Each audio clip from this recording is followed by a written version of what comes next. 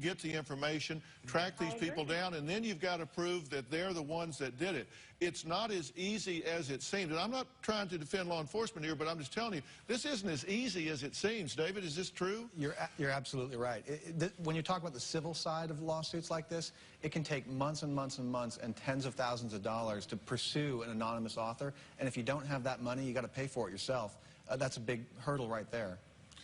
Yeah, I agree, and my whole point of it is that we've been dealing with this for, since the end of August, and his comment to me was, it wasn't worth his time, and my daughter's life is not worth his time.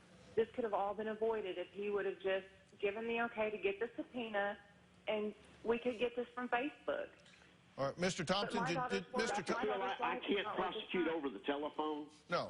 And I have no problem dealing with this lady, but she's going to have to present herself to me, and I need to see her daughter, and I need to gather the information that's been gathered on this because it's not been presented to me. Okay, will you take that meeting if they call you to set it up? Absolutely. Okay, so will y'all do that? Will you? I mean, I don't know what's happened, and it doesn't make any difference. You can go back and forth and bicker all you want, but we have to focus on is where we are now.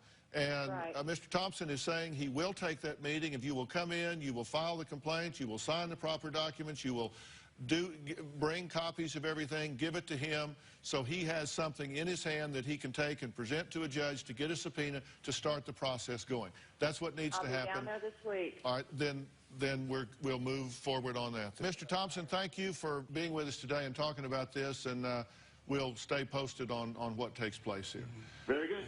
All right, next, a Facebook mystery that's turned into a movie. We'll be right back.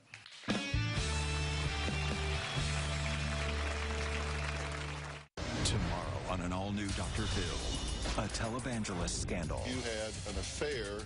Why did he risk losing his wife and ministry? Are you sorry for what took place, or are you sorry you got caught? Tomorrow.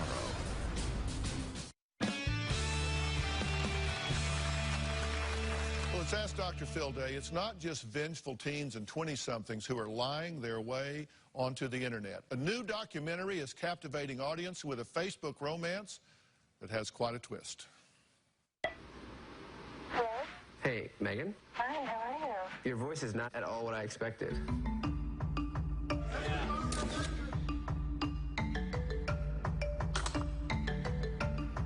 I'm good. Last night we had a great talk. Megan is a dancer. She sings. Her sister is an artist. This is the painting of Angela that she did. That's the mom? Yeah. Wow. I know. She's hot. The Facebook family. Well, that's what we'll call them. I really cared about this girl. I've had a real conversation with her. So what's the next move? I think we drive up to Megan's farm in Michigan. This is it. This is it. Just pull up. Do you want to drive into the driveway? Yeah. I'm a little scared. Excuse me. Let's go. You've just found, like, the tip of the iceberg. All right, well, Neve is here. Tell me what happened here. You first get this contact, and you believe that it's from an 8-year-old girl. That's right. I'm a photographer in New York City, and I do a lot of ballet photography. And I had a photo published in a newspaper. Right. And a couple weeks later, I got an email from a MySpace profile of an 8-year-old girl saying, I saw this picture, I really liked it, and I'd like to do a painting of your photograph. So I responded and thought it was sort of charming and adorable.